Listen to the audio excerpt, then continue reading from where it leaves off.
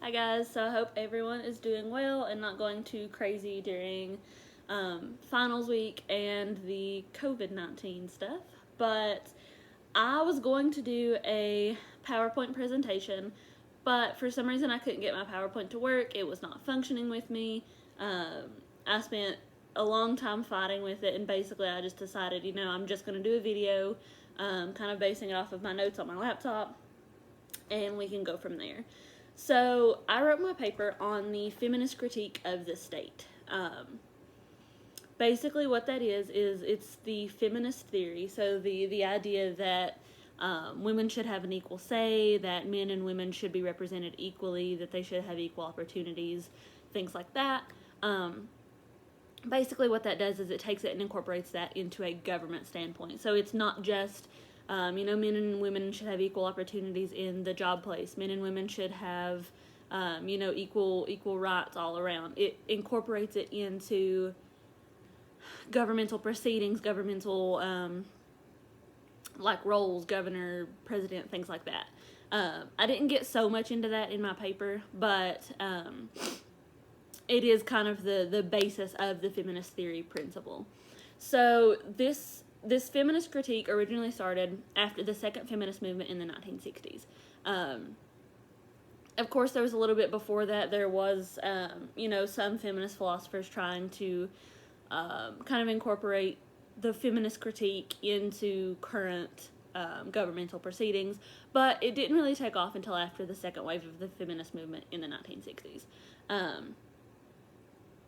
So basically what this is it's a critique on patriarchal government currently.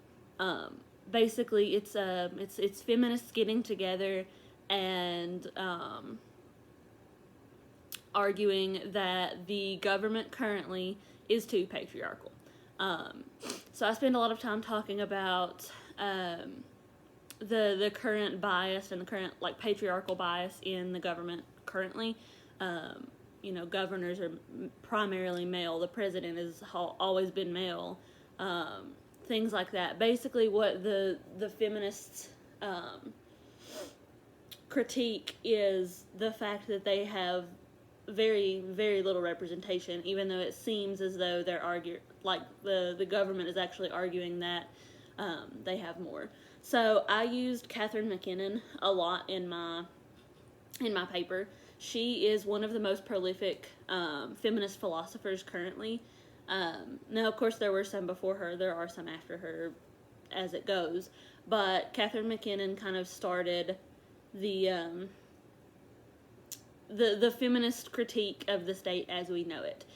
She has several books, several articles, things like that, basically arguing for a different type of governmental proceeding. She doesn't necessarily want to create a new government, but she does want to kind of work with what we have now and kind of critique it in a way that it's not solely reliant on patriarchal proceedings. So basically those that follow this theory of thought believe that women should have equal voice in government proceedings, but they should also be able to have control of women's issues, which is kind of where this started. Because we do live in a patriarchal society, Catherine McKinnon argues that it basically takes away women's rights, not being able to have a say on women issues. Her argument kind of, if you read her book, it's called Towards a Feminist Theory of the State. If you actually read her book, she gets more in detail into this. But she basically talks about how when men infringe on women's rights, particularly in the government, when a woman's issue becomes a government issue, that not only interferes with governmental proceedings, but it also interferes with women's rights. I mean, when you have an argument of abortion in the government, her argument is that shouldn't even be an argument. As a feminist, she believes it should be the individual's choice. It shouldn't go as far as the government, things like that. So she kind of spends a lot of her book talking about how because the government we have currently is so patriarchal, that it becomes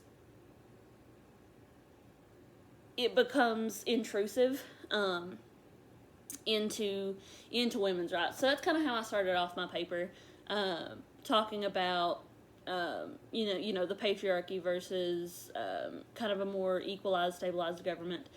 She doesn't necessarily argue for a matriarchal society, but she does argue for a less patriarchal society. So often those that oppose the feminist theory, the biggest argument that I found in doing my research, is that the reason that governments don't believe that women should have kind of that more equal say is because women are quote unquote too emotional. It goes back to, I don't know if anybody ever saw this video, but there was an interviewer once at a Trump rally asking several people why, this was during the 2016, or right after the 2016 election, why people didn't vote for Hillary Clinton, why they thought Hillary Clinton would be a bad president. And a lot of their things were, it's not necessarily her politics, it's not anything like that, it's because she's a woman. One of the arguments were, they asked a lady, and the lady said that a woman could start a war at any moment because of her hormones, because she was too emotional. And that's kind of the Marxist argument of this is, it's very misogynistic, it's very obviously biased, and that's kind of what Catherine McKinnon points out. She uses Marxist theory of gender in government to basically provide an argument for why women should have a voice, they should have a say, things like that. She continues to talk about changing that patriarchal view. Again, a lot of people read this at first and think, she just wants it to be all women, things like that. No, reading her book and reading her several published journal articles, it's very easy to see that she doesn't want more women in politics necessarily. She just wants more women to have the opportunity to be in politics. So it's not necessarily about women kind of taking over and taking back their rights. It's just kind of having that base platform at this point. They want, it's argued for that base platform. They don't want men controlling, what happens with their bodies, things like that, because most of governmental proceedings currently do lie in women's issues. Things like I said earlier, abortion is kind of the number one topic, but it's things like that Catherine McKinnon argues should not be in politics. If they are in politics for whatever reason, she argues that it should be, women politicians say. Men shouldn't have a say in it, and that's kind of where she bases her novels on. I also kind of talked about the gender hierarchy in government practices. So her book is kind of split in two ways. Part of it is for, gendered issues. The fact that women's issues are being almost taken advantage of, and they're kind of being looked at in a different way that they shouldn't be. She's kind of providing some background on that and how to go around that and change that. But she also talks about this gender hierarchy that we have in government. She says, so this is a direct quote, she says that her book, so Towards a Feminist Theory of a State, analyzes how social power shapes the way we know, and how we know what we know shapes social power of the social inequality between women and men. In broadest terms, it explores the significant gender hierarchy for the relation between knowledge and politics. In other words, it engages sexual politics on the level of epistemology. So basically what she's talking about here is the driving force behind decision-making in the government is this gender hierarchy, regardless of if it is an intentional, an intentional thing of, you know, we've got to have this person, this person, this person making the decision regardless of the gender, or if it's an if it's an unintentional decision. She kind of just talks about how it is very gendered. I mean, men do make more of the decisions, women don't, and that's kind of the basis of her argument throughout the rest of the book, is that there is a very obvious gender hierarchy, and she proposes a different view of that. So towards the end of the book, her kind of solution for the gender hierarchy is, she calls it something. Hang on just a second.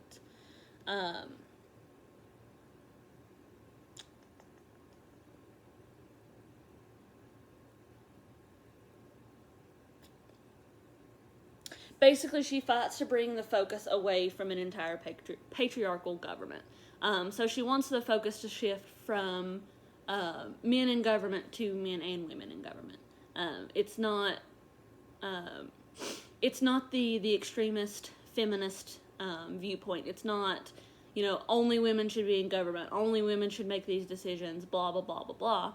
It's, there's an obvious gender divide. Men are making more decisions. Men are always seen as, more powerful than women. And kind of her base argument is that's very misogynistic, that's very small-minded, and it kind of affects the way the government is run. So basically the feminist critique here is it's not healthy, it's not working for us to only view the government or only have a patriarchal government. I mean, we're kind of slowing things down if we don't incorporate other opinions and other voices into this, because the feminists are going to fight for it. I mean, her name is Martha Nussbaum, I believe is how you say her name, but her and Catherine McKinnon, kind of on different platforms, argue that we're wasting time not just having feminist voices already in the government. We're spending more time fighting against the feminist critique in government. We're spending all of our time and resources fighting having women in government, fighting having women voices in decision making and in things like this. And we focus on this gender hierarchy, and they both kind of argue that we're literally just wasting our time.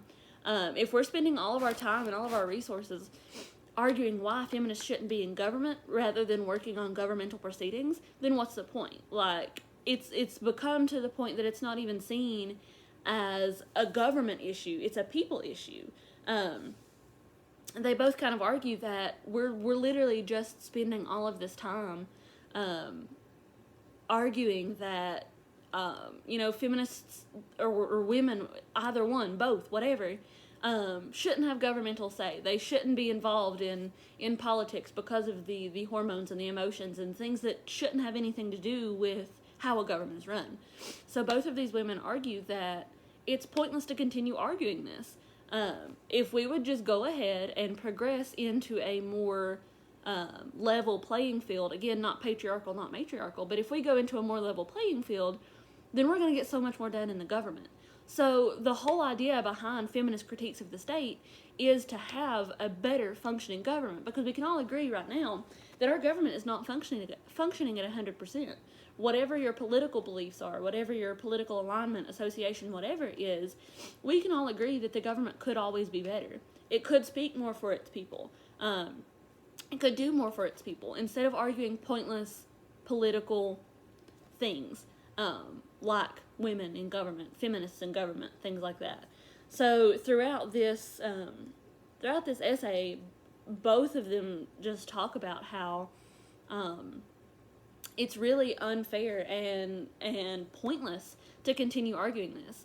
And kind of backtracking a little bit here, McKinnon talks a lot about the Marxist theory. So basically, in kind of my reading and discovering, the Marxist theory is basically opposite the feminist theory. It's very misogynistic. It's very narrow-minded. It's very men on a pedestal, women below. And she argues against this Marxist theory in hopes that those people that actually believe the Marxist theory in government will kind of switch that view into the more feminist critique, the more feminist lens, kind of look at things through this more equal lens, kind of playing off of that. Martha Nussbaum talks about how love and government should be kind of the basis.